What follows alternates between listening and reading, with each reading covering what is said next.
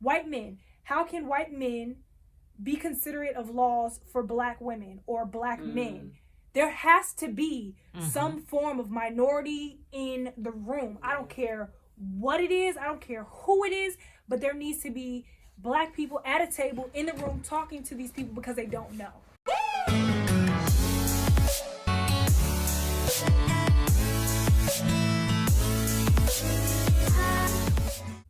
have a good camera. Okay. Okay. So like my mom's Darkskin, so she grew up with self-esteem issues. So, and my mom was a great mom, don't get me wrong. But now that I look back, I don't really remember my mom kind of instilling that in me. When you say instilling that, what is that? Instilling that you're good enough, that your skin is beautiful, you're beautiful, you're beautiful. Like I constantly tell my daughters I make that, I'm constantly telling them how beautiful they are, constantly. And I don't think I really remember my mom just really talking to me about it and just being open that there are people that are gonna make fun of you and talk about you, but you just know that this is this and this is what it is. You know, so I think it kind of just stems down from generation to generation, and then at some point we just got to break it. Right.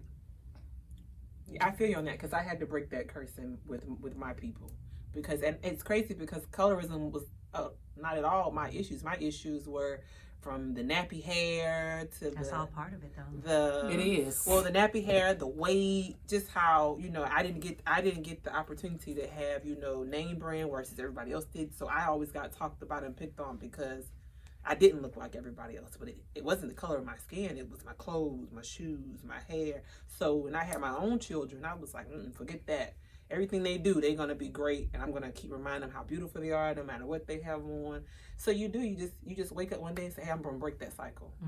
This is what we're going to do. But I feel you on that because my mom never, looking back, she never did that. And it broke my self-esteem down something seriously. How about you? What did your mom do? Did she have any tricks up her sleeve? Yeah. I'm actually thinking about that. You always she's not here. Why she not sitting right you always told me I was beautiful. There was never a time where I felt like I honestly feel like you did all that you could do to make me feel beautiful. But I wasn't the impact. I don't know if that was what I was gonna say, but I'm sorry. I think it's more so it was one thing for my mom to tell me I was pretty. It was one thing for my dad to tell me I was pretty. It was one thing for my brother to tell me I was pretty. Oh, it's really which different is, when yeah. a stranger tells you. Right. So it's like, okay, you have to say that. You have to say that. Get it. Got it. But then when I step outside of the house, it's like, so you say I'm pretty, but everyone outside of the house thinks I'm second best. So what does, you know, so it's like more so like, what does that the truth? Right. And not even necessarily that, what am I going to believe was the hardest part. How much confidence should you have in yourself? And I didn't necessarily need a confidence booster. It was not the confidence that I needed. I just needed to understand and really not just say like, oh, I'm pretty, oh, I'm beautiful, but I needed more so like to believe it. You know, instead of it being like, because if people were to challenge me and be like, oh, you this or you that, and I'd be like, where I could do those things. Right. I could do those things. But when I went home and I had to internalize the situation, then it was like, you know, then I started to think more about those situations. And again, when I was in my friend group, like all my friends were really pretty and still are really pretty, and they're light skinned and their hair's long and they don't have to wear extensions or even hair. But you got long hair. You just as gorgeous. Now.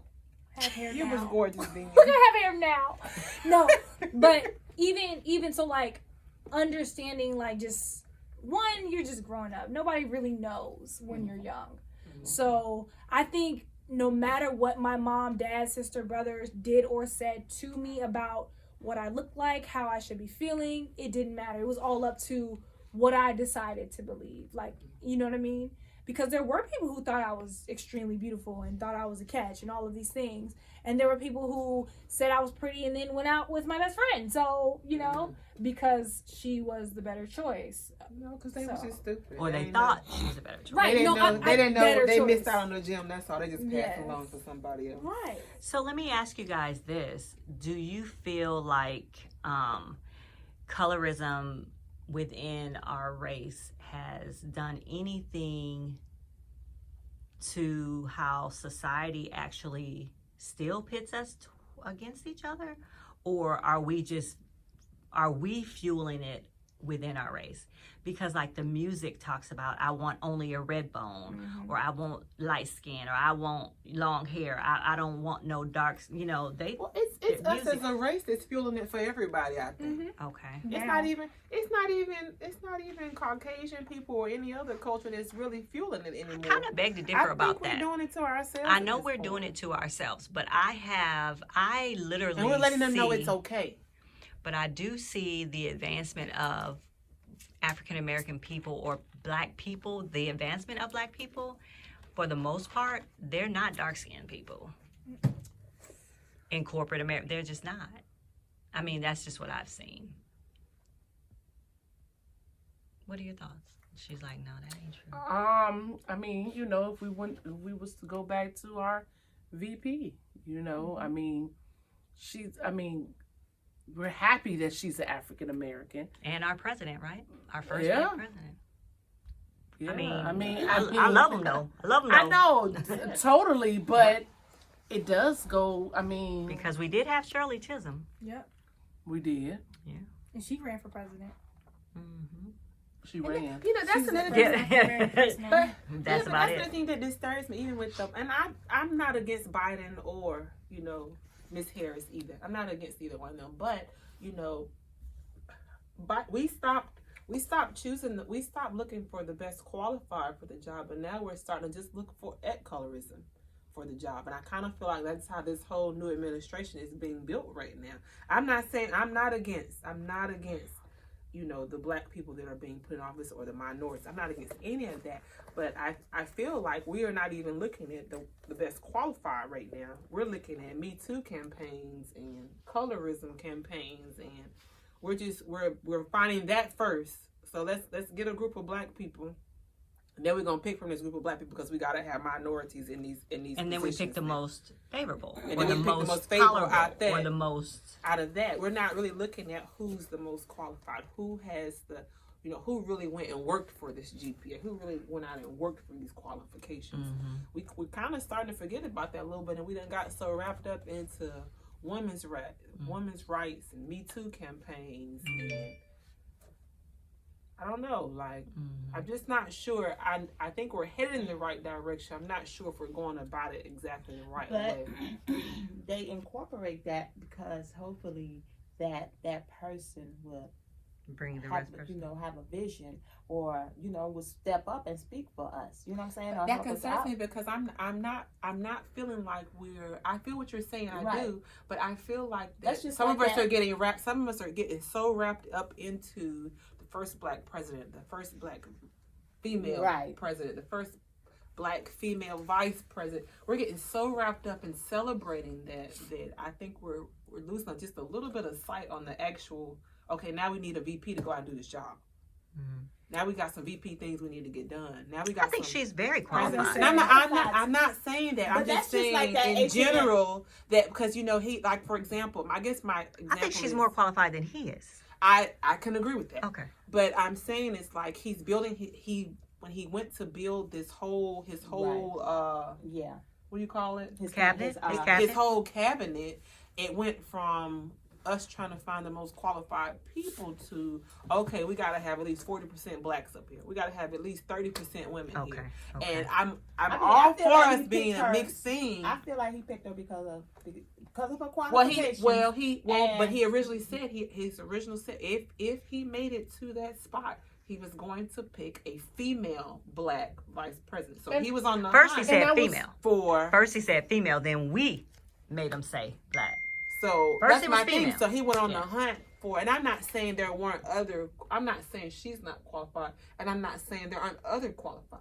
But we went on a hunt first for a female candidate. Then we went on a hunt for a black female candidate. Yeah. We didn't go looking for. Well, what's wrong with that? We didn't go looking for Because the we most know that it's qualified. Yeah. well. The thing about that, Tony, is I mean I do get what you're saying, and okay, it's great, but even if we go looking for the most qualified, we're still left out of the equation if we don't intentionally Exactly. look for African American people. Now, for you, and And I that's the sad get where part you're, to me. but I don't think that's But sad. I feel I like get just where. like let me get this oh. point real quick.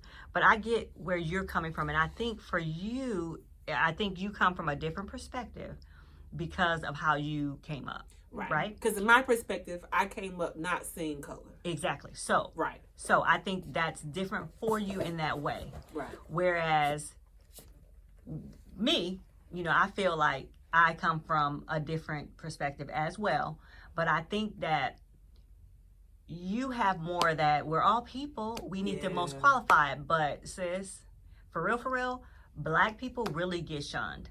Black women get shunned. Right. And we're fighting for that. Right. And I cannot even believe that yesterday was Bloody Sunday. And when I think back on it, that was like 50 years ago. Yeah. That's like just 50 years ago. Yeah. We were just I was telling my kids, my parents were picking cotton as a part-time job. Yeah. That's how close this is to us. Mm-hmm. And we haven't even really scratched the surface of being equal. Right. Right. That is true. And I also feel like I get where you're coming from as well, but I think with the idea that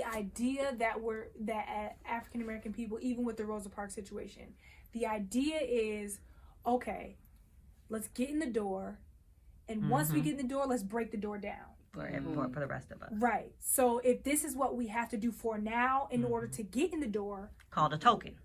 then that's what we're going to have to do. And I'm not saying that Vice President Kamala Harris is that for us. I'm just saying that I feel like, one, let's say that was the case, and let's not even say for the presidency or whatever. Let's say somebody chooses and they say, okay, we need 40% black people in this room. We need 30% Hispanics or whatever. And they do it like that, and they pick and pick and pick. The only reason I feel like however that system is, I feel like it's necessary because let's say they said, okay, well, no, we don't need 40% of these people here. I'm not putting that rule in place. And then it's a room full of white men.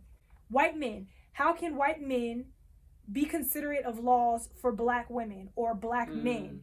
There has to be some form of minority in the room. I don't care what it is. I don't care who it is. But there needs to be black people at a table in the room talking to these people because they don't know.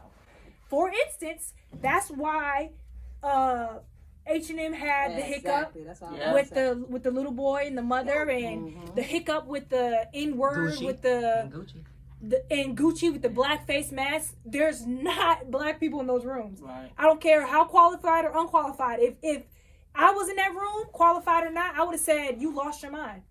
You lost your mind, and that's not going to be released. Like, no janitor coming by. So I feel like, yes, I agree. I feel like at some point there needs to be qualifications. You need to be the best of the best. However, for the moment, for the time, It needs to be intentional that we get even though Right. they are picking black people, they're still qualified. They're not like they're picking come Random. we need Right. one more black person. And they're not doing that. You still have to have some qualifications. if not more. Exactly. So my biggest thing is, I'm looking for like the grand scheme of things. I'm looking for the future, which is, okay, because of Rosa Parks, now I can sit in the front of the bus, whether I'm light skinned, dark skinned, yellow, purple, whatever. I can sit in the front of the bus. Right. I can sit on the back of the bus. I can sit wherever I want to sit. And for Vice President Kamala Harris, if it wasn't for Shirley Chisholm, Barack Obama wouldn't have been able to. Right. Kamala Harris wouldn't have been able to. So I don't think it's necessarily, we can't keep looking at it like, well, we need to have it this way right now. it's not practical. Okay, ladies, I appreciate your comments, but I want to wrap it up with one final question to each of you to please answer this final question. What is your message to that African American girl out there that is experiencing colorism? What is your message to them? D. Ooh, why would I be first? Okay, okay, because your camera's on you. My advice to them is just love yourself. It all starts with loving yourself. Whether you That's easy to say. What practice can they do to love themselves? What's the tip? Affirmations. That's a good question. Looking in the mirror, saying, "I love you. You're beautiful." Yes. I'm gonna come back to you. Yeah. What's your message? Take pictures of yourself. Take pictures. Take pictures. Like always, take a picture of yourself every day, no matter what mood you in, and you'll see every time that you're still a beautiful person. You still have that beauty in you, whether because your skin will always be the same, no matter you're high, no matter you're happy or sad. That too, you know. But not the kid, right. Whether you're happy, you sad, or you lonely, or anything of that nature. Just make sure you just kind of like take a picture of yourself every day. Okay. I'm gonna take that on advice. Okay. What's your message? My message is for the people of my generation who are constantly on Instagram, constantly on social media. Some of the people that you follow make some of those people look like you. Okay. So when you're constantly scrolling, you are constantly seeing people who look like you. You can control what you have come across your timeline. Let those people be just like you. Also, take a break from social media because that is the root of all evil sometimes. And that social media sometimes can be misconstrued as reality when it's not. Okay. I also have one more thing, and that is kind of spin off of what you said, but not necessarily take a picture every day. But when you feel yourself, I guess, getting low, take a sheet of paper and write down all of the qualities that you love about yourself. And take all the qualities that you feel like you don't like about yourself, fold off the piece of paper, and if you're not good with fire, don't burn it, but rip it up. But if you are okay with fire and you can deal with fire, burn the piece of paper that has all the bad things about yourself, and then compile a list of things where you constantly feel low and you have all these things that you love about yourself, and you'll start to find that your list of bad things will get smaller and smaller. Tony? So I'm going to say, get up every morning, take that first look in the mirror, no matter how you look, how you feel, and tell yourself how gorgeous you are. Every morning I tell myself how sexy I am. I'm going to continue to tell myself how sexy I am. I know, that's right. It doesn't matter if I'm 400 pounds or if I'm 200 pounds. Like, I'm always going to be this sexy, whether you like me or not, with no face, with a face. So just keep giving yourself those affirmations, because nobody can love you like you can love yourself. For me, I even have like sticky notes all over my mirror and all over my rooms and stuff. I write constant reminders everywhere around my house, and I have those to look on now every time I'm feeling some type of way. I just remind myself how great I am. Okay. Cute. Well, all these ladies, I mean, those are all great things. So, I think just surround yourself with people who love you. You know, you can control your circle. You know, I guess there are young ladies who grow up in environments where, you know, it's not healthy. You know, they're not getting the love that they need or deserve. But just surround yourself with people who love you, support you, and yeah. Be your own supporter. Yeah, be your own cheerleader, right? Your number one Yeah. Because I pat myself on the back almost every day. Like, Whether you fail or not. I know, right? Okay. Have to. Yeah. Right. I'm gonna do that better next time. You know, and take time and pray. Whoever you pray to, whatever. I just feel like that's so important. You gotta take that time and talk to God or whoever you pray to, and you know that's really helpful in any life. I don't care what anybody says. Okay. So, hey guys, if you like this content, please smash that like button and subscribe to my channel. And if you would like more topics on this topic, just leave it in the comment section. Thank you for stopping by. Take care, guys.